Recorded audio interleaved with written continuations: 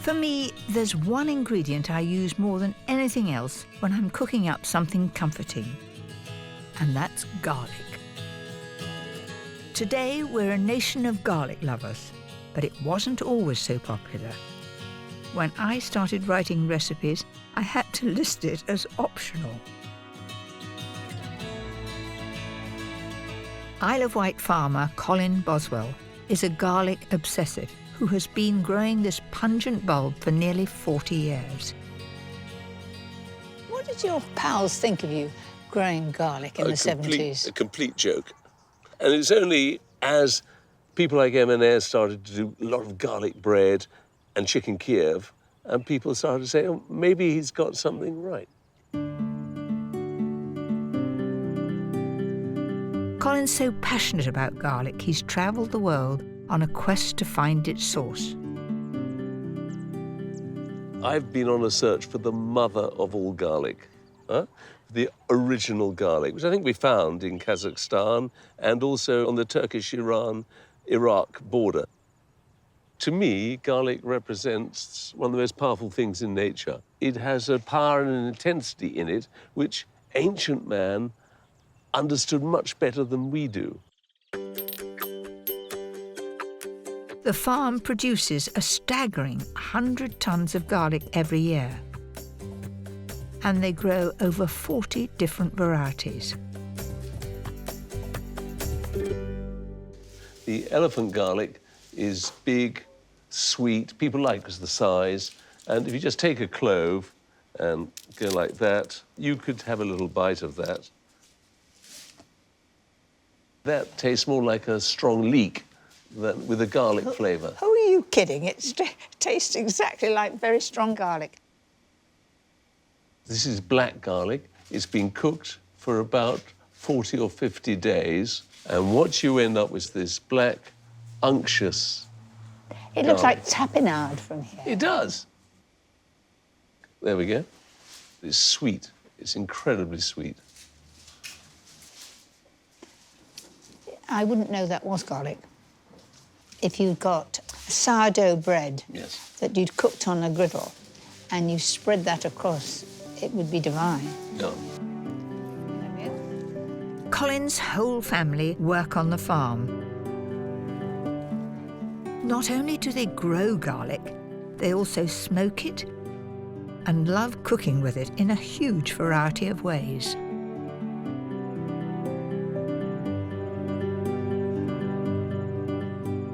The garlic bread, made with elephant garlic and herbs in there too, is absolutely delicious. And the garlic is baked in the bread. It's not garlic butter on the bread. Over here, we've got a caramelised garlic and tomato tarte tatin. The garlic cloves have been caramelised by boiling them in water and then adding some balsamic. It creates very sweet garlic cloves. Do you know, I wouldn't think of putting garlic and sweet things, but you do it in your chocolate brownies. That's right. With the black garlic, it works really well. And it makes it sweet and caramelised, and it just brings an extra depth to baked dishes. It's much more mellow and soft. That's right, yeah. Would you like to try some garlic beer? I'll certainly have a try. Gosh, that's very warming, isn't it? Do you like it? I think I could get to like it. Yes, it's lovely. What a wonderful selection of warm comfort food.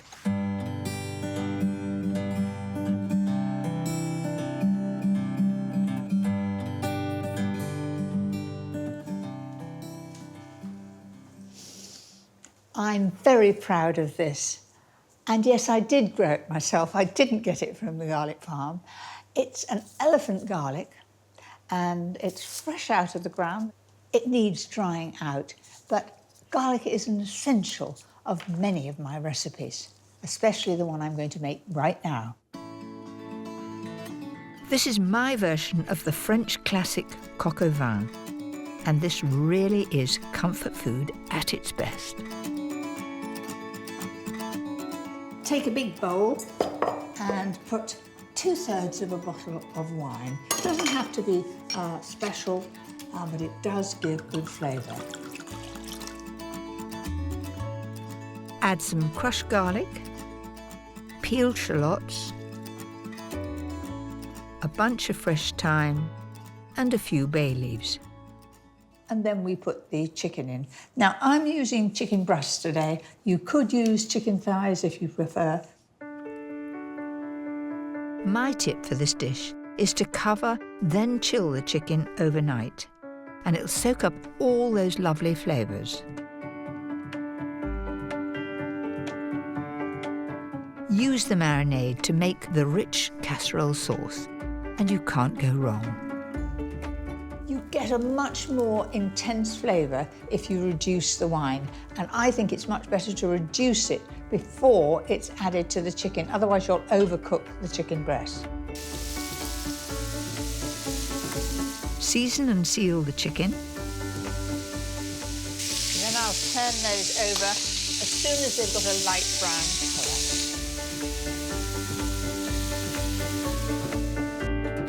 Once the chicken's done, time for some delicious smoky bacon. Possibly the king of all comfort food. So this just needs to be turned in the pan, and all the gubbins from frying the chicken, it'll all add to the flavour. The smell, it really smells like breakfast time when you're frying bacon, doesn't it? When the bacon's nice and crispy, add all those marinated shallots. And I'm going to tip all that into the pan. That's it. And the herbs are going in there. I've saved it from the marinade. Now I'm going to thicken the mixture. I've got an old trick that works every time. Whisk 150 ml of cold water into 3 tablespoonfuls of flour. This really is a foolproof thickening method. Then gradually stir in the marinade. Do this and there'll be no lumps. Finish with some tomato puree and brown sugar. And I'm going to show you how it coats the back of a spoon. Can you see that? I think that is just the right consistency. Now simply cook at 140 fan for around 20 minutes. To make this casserole sing, we need some mushrooms. I want them to have a really sort of a bit of a bite to them. Cook them off separately in hot butter so they don't become too soggy.